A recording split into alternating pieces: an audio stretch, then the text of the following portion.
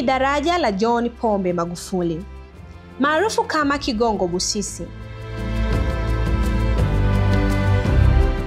Daraja hili linashika nafasi ya kwanza Afrika Mashariki na la 6 barani Afrika likiwa na urefu wa kilomita 3.2. Ujenzi wa daraja hili ulianzishwa na aliyekuwa rais wa awamu ya 5 hayati Dr. John Pombe Magufuli na kukamilishwa na rais wa awamu ya 6 Dr. Samia Suluhu Hassan.